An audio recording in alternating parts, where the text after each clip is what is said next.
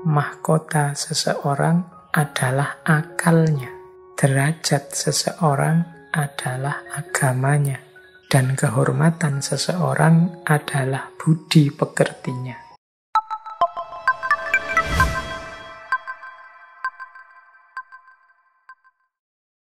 Selanjutnya ada nasihat yang lain. Ini ada beberapa catatan saya. Nasihat yang berhubungan dengan akhlak. Di antara kalimat beliau ada yang seperti ini. Mahkota seseorang adalah akalnya. Derajat seseorang adalah agamanya. Dan kehormatan seseorang adalah budi pekertinya. Jadi mahkota seseorang adalah akalnya. Mahkota itu kan di kepala. Menjadi kebanggaan. Sumber, simbol dari kesuksesan, keberhasilan. Dan itu kuncinya adalah akal. Jadi kalau kita serius mendayagunakan akal, memanfaatkan anugerah Allah dalam bentuk akal budi, insya Allah hidup kita akan sukses, jaya, berhasil. Makanya akal kita jadi mahkota. Mahkota seseorang adalah akalnya. Nah, yang selanjutnya derajat seseorang adalah agamanya. Dengan beragama, level atau derajat kita akan ada pada tempatnya. Beragama itu kan memposisikan diri kita sesuai dengan tuntunannya Allah. Baik sebagai hambanya maupun sebagai khalifahnya. Dengan kita menjalani, menetapi prinsip-prinsip dan ajaran agama, kita masih bermartabat sebagai manusia.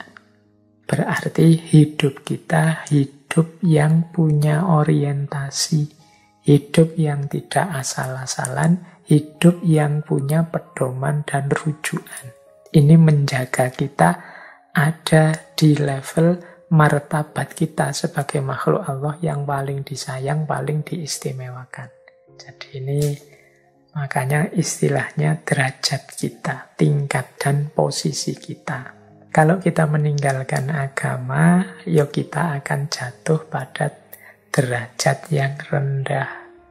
Kalau Al-Quran menyebutnya asfala safilin, level kita anjlok. Baik, ini nasihat dari Khalifah Umar. Dan kehormatan kita adalah budi pekerti, akhlak. Orang yang tidak berakhlak, ya berarti dia kehilangan kehormatan dirinya. Orang yang tidak berakhlak itu orang yang tidak menjaga martabat kemanusiaannya. Jadi ini sudah sering di banyak sesi kita menjelaskan pentingnya akhlak, pentingnya budi pekerti. Semoga teman-teman tidak lupa dan secara serius masih berkomitmen untuk senantiasa menghidupkan akhlak dalam keseharian kita. Nah, tentang akhlak ini beliau juga punya nasihat yang bagus. Kata beliau, ajaklah seseorang kepada Islam meskipun tanpa melalui kata-kata. Kemudian sahabat-sahabat beliau bertanya, bagaimana caranya? Khalifah Umar menjawab, dengan akhlakmu. Mari kita membuat orang tertarik, membuat orang terkesan, membuat orang sadar tentang benarnya dan baiknya ajaran Islam melalui perilaku dan tindakan kita, melalui akhlak kita.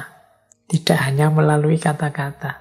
Karena justru yang pertama-tama dan banyak dilihat orang seperti apa sih Islam itu, ya pertama-tama perilaku kita. Ya kalau kita kan sering menyebut Islam itu baik loh Pak secara ideal. Dalam Al-Quran, dalam hadis, prinsip-prinsip Islam itu luar biasa.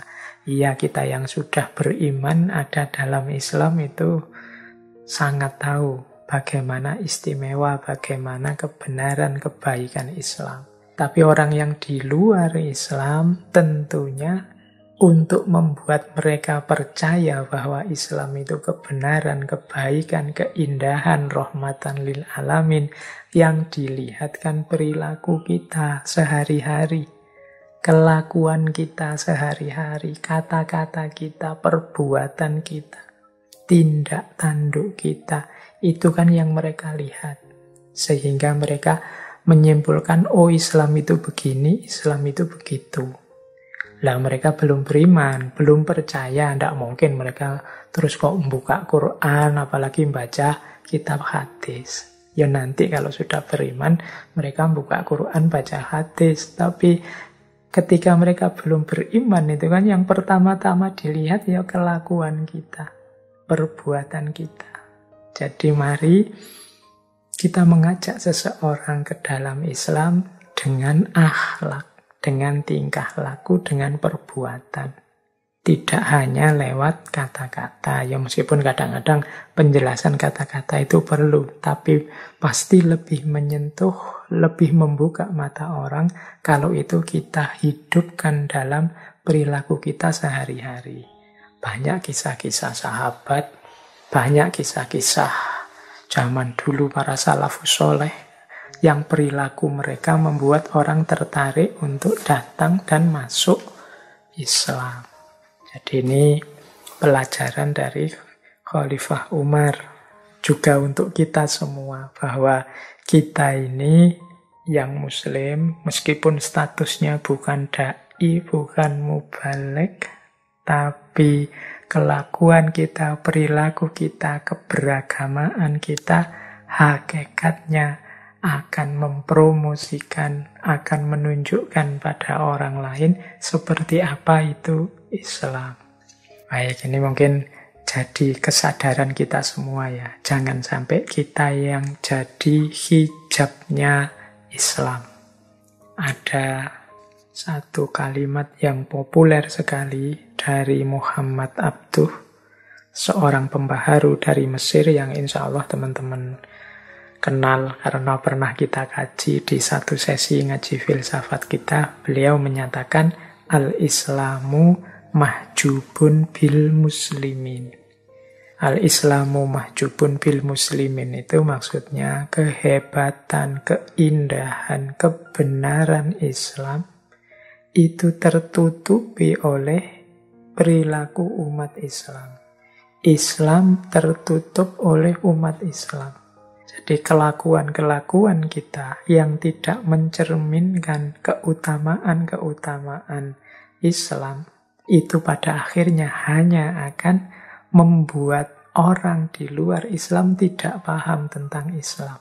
Kitalah yang menghalangi mereka sehingga mereka tidak bisa memahami secara pas tentang apa itu Islam, kebenaran dan keindahannya. Maka Muhammad Abduh kemudian menyatakan al-Islamu mahjubun bil muslimin. Semoga tidak begitu ya. Semoga sedikit-sedikit, meskipun saya bilang tadi kita ini bukan ulama, bukan da'i, bukan mubaligh, mari kita berusaha semampu mungkin untuk hidup secara terpuji, bermartabat, menghidupkan keutamaan-keutamaan sesuai dengan yang dituntunkan oleh agama, sehingga nanti orang melihat kita bisa paham bahwa oh itulah kebenaran, keindahan, keutamaan Islam. Jangan sampai sebaliknya, kelakuan-kelakuan merusak, kelakuan-kelakuan zalim, kelakuan-kelakuan menyakiti yang lain, menghancurkan harmoni hidup yang kita lakukan. Khawatirnya nanti orang salah paham terhadap Islam gara-gara kelakuan kita. Maka tadi Khalifah Umar menasihati kita, ajaklah seseorang kepada Islam meskipun tanpa melalui kata-kata. Bagaimana caranya? Dengan akhlakmu. Baik, jadi ini dua pesan penting yang menurut saya harus sering kita ingat-ingat. Baik, sekarang kita masuk ke tema yang lain. Hikmah yang lain yang berasal dari Khalifah Umar bin Khattab. Satu ketika beliau bilang seperti ini. Ma ubali ala ayyi halin asbahtu.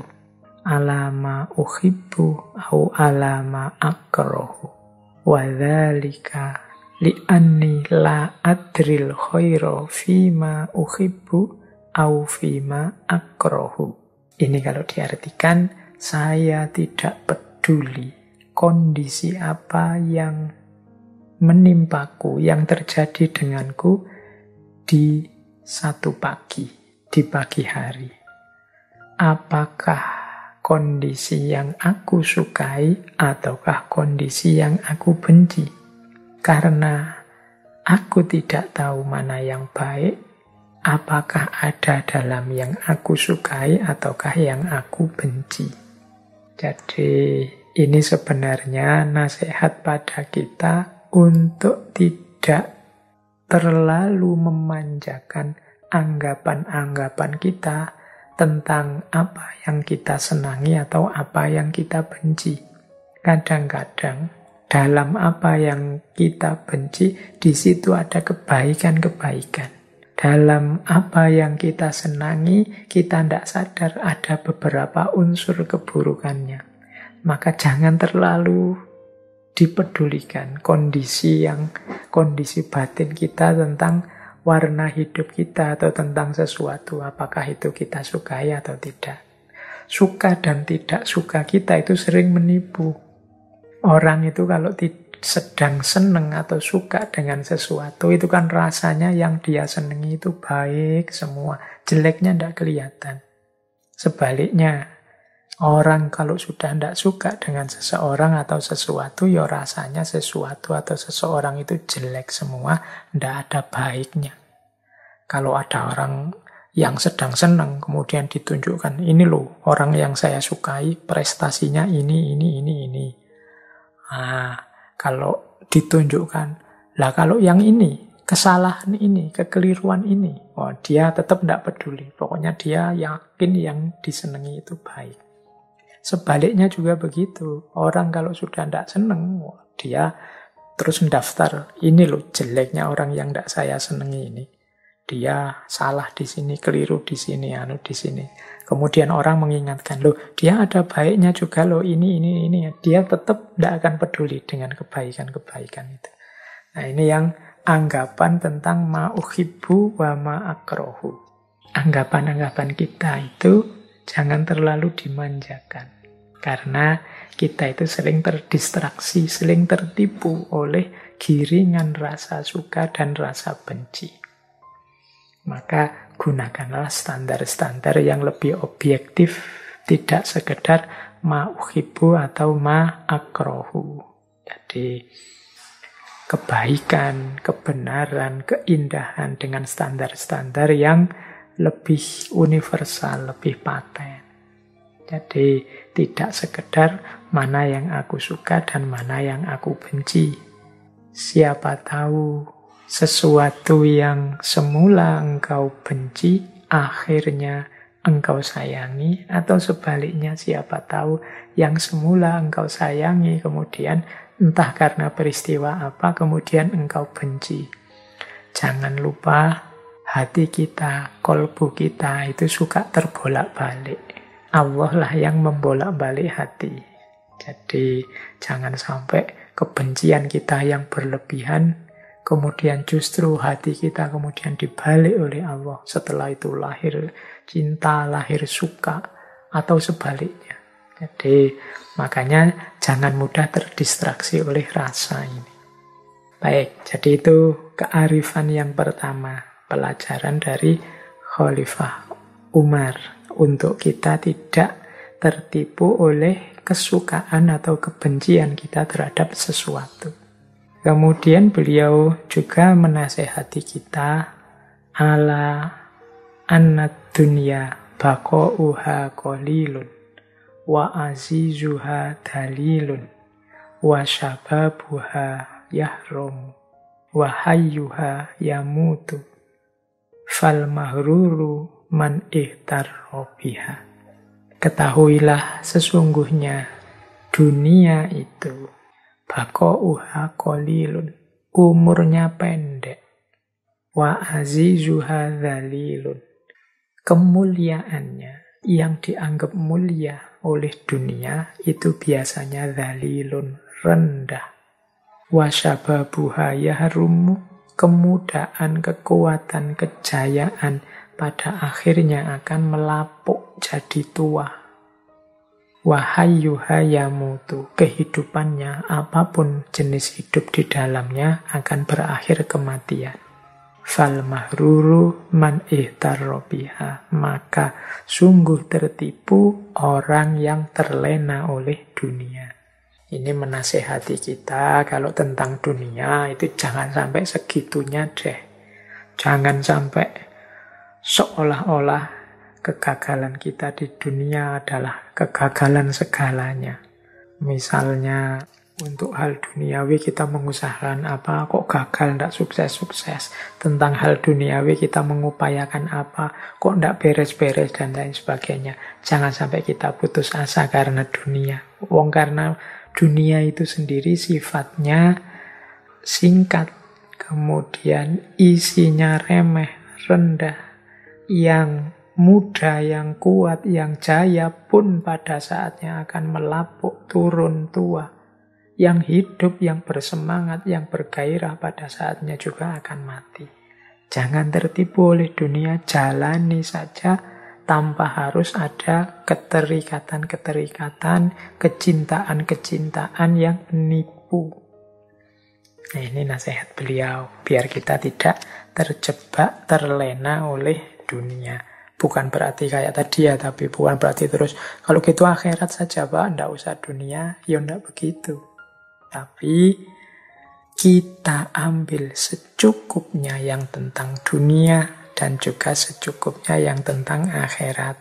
Ini penyambung dengan nasihat yang sebelumnya. Baik, kita lanjutkan lagi. Beliau juga menasehati kita seperti ini. Jangan berlebihan dalam mencintai sehingga menjadi keterikatan. Jangan pula berlebihan dalam membenci sehingga membawa kebinasaan. Bersabarlah, karena kesabaran adalah pilar keimanan. Jadi nasihat ini maksudnya seperti tadi di nasihat sebelumnya, bahwa apa yang kita sukai, apa yang kita benci, itu sekadarnya, sewajarnya, biasa saja, jangan berlebihan. Kalau kita sangat mencintai sesuatu, pada akhirnya berubah jadi keterikatan. Keterikatan ini pada akhirnya akan menyulitkan kita sendiri. Karena apa sih di dunia ini yang nanti tidak berpisah? Maka dalam Islam selalu dianjurkan satu-satunya keterikatan dalam hidup kita itu harusnya hanya Allah saja. Jangan pada yang lain. Tapi kadang-kadang kita tentang hal-hal duniawi atau sosok-sosok duniawi, orang lain, saudara kita, teman kita, pemimpin kita, dan macam-macam, ada yang kita cintai sangat berlebihan sehingga menghasilkan keterikatan. Kalau sudah keterikatan itu dia pasti akan menyulitkan kita sendiri. Pasti akan menyusahkan kita sendiri. Karena hakikat cinta dunia itu pasti lapuk, pasti berpisah. Tidak ada yang sempurna. Nah, benci juga begitu. Kebencian-kebencian yang kita pupuk terhadap apapun yang duniawi pada akhirnya akan membinasakan kita sendiri. Membawa kita pada kebinasaan diri kita. Jadi orang yang gembol kebencian dalam dirinya terus-menerus, dia sebenarnya sedang merusak dirinya sendiri. Maka sarannya Khalifah Umar apa? Yang paling utama adalah bersabarlah. Karena sabar itu adalah pilarnya keimanan. Jadi ya memang kadang-kadang kita hidup ini harus menahan godaan cinta yang meluap-luap untuk tidak jadi keterikatan. Kadang-kadang juga kita harus melawan dorongan untuk membenci yang menghentak-hentak sehingga membuat Kita sendiri tidak tenang hidupnya, kita gemes luar biasa, kita jengkel luar biasa, ingin segera menghancurkan yang kita benci. Dan kita tidak sadar sebenarnya kita sedang menghancurkan kita sendiri. Maka perjuangan kita adalah perjuangan dalam kesabaran. Untuk kita tidak berlebihan mencintai dan tidak berlebihan membenci. Dan kesabaran ini sendiri adalah pilarnya keimanan. Jadi ini kearifan yang diajarkan oleh Khalifah Umar bin Khattab. Jangan berlebihan mencintai, jangan berlebihan membenci. Kemudian beliau juga menasehati kita, tidak ada rasa bersalah yang dapat mengubah masa lalu dan tidak ada kekhawatiran yang dapat mengubah masa depan. Jadi ini peringatan untuk kita agar yang pertama tidak putus asa. Biasanya kita dalam hidup ini kan karena kesalahan-kesalahan di masa lalu, kita terus dikejar-kejar rasa bersalah sampai akhirnya kita putus asa dalam melanjutkan hidup kita selanjutnya. Atau kita khawatir terus tentang masa depan. Ini Pak, saya sudah lulus kuliah, tapi nanti mau apa selanjutnya, bagaimana situasinya, kok seperti ini terus, dan lain sebagainya. Ini sudah 2 tahun pandemi terus, kepontal-pontal saya mengikuti suasana zaman ini. Dari segi ekonomi saya semakin nipis. Ini kan kita khawatir bagaimana nantinya kalau modal saya habis sama sekali, apa yang harus saya lakukan. Kita khawatir tentang masa depan. Akhirnya juga putus asa. Maka jangan sampai rasa bersalah kita terhadap masa lalu membawa kita kepada keputusasaan, karena seperti apapun rasa bersalah kita tidak akan dapat mengubah masa lalu. Wong itu sudah terjadi. Juga jangan sampai kekhawatiran terhadap masa depan membuat kita juga putus asa. Karena kekhawatiran itu tidak akan mengubah masa depan. Sepenuhnya masa depan itu hak prerogatifnya Allah. Nanti isinya apa. Jadi ini kearifan yang diajarkan oleh Khalifah Umar. Jadi jangan hidup itu diburu-buru rasa bersalah atau diburu-buru rasa khawatir. Baik, teman-teman, ini sudah agak panjang saya menyampaikan berbagai hal tentang tokoh besar penakluk kita malam hari ini, Khalifah Umar bin Khattab. Sebagai penutup, mungkin juga teman-teman sudah mendengar bahwa ternyata akhir hidup Khalifah Umar bin Khattab ini, beliau terbunuh di tangan seorang budak Majusi yang bernama Abu Lu'lu'ah. Ada riwayat yang menyatakan beliau ini budaknya Mughirah bin Syu'bah, yang nama aslinya adalah Fairuz al-Farisi. Jadi Khalifah Umar ini tewas terbunuh pada tanggal 26 Hijriah di Masjid Nabawi saat beliau mengimami sholat subuh. Tapi sebenarnya unik, beliau ini dikenal suka berdoa yang doanya itu berhubungan dengan akhir hidup beliau. Jadi beliau ini ada doa yang masyhur dari beliau yang kalimatnya seperti ini. Allahumma rzuqni syahadatan fi sabilika waj'al mauti fi baladi rasulika sallallahu alaihi wasallam. Yang artinya, ya Allah, anugerahkanlah kepadaku mati syahid di jalanmu dan jadikanlah kematianku di kota Rasulmu Sallallahu alaihi wasallam. Ini kan doa ini unik, karena harusnya kalau memohon mati syahid, itu ya mudahnya ikut saja perang dengan pasukan yang sedang melakukan ekspansi kemana-mana. Tapi ini memohon mati syahid, tetapi meminta kematiannya di Madinah, di kota Rasul. Makanya ketika beliau berdoa seperti ini putri beliau heran, putri beliau Hafsah itu bertanya, wa anna yakunu hadza? Bagaimana yang seperti itu bisa terjadi, memohon syahid tapi di Madinatul Rasul, padahal kota Madinah sedang aman-amannya, sedang jaya-jayanya. Tapi Khalifah Umar menjawab, ya'tillahu bihi idza sya'a.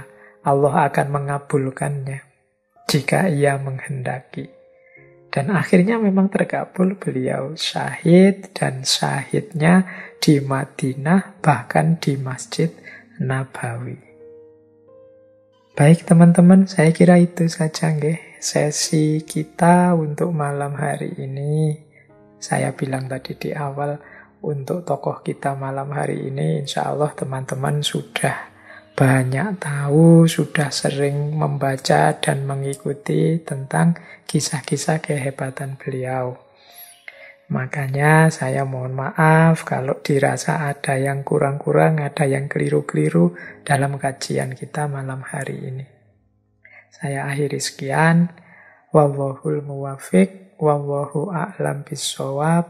Wassalamualaikum warahmatullahi wabarakatuh.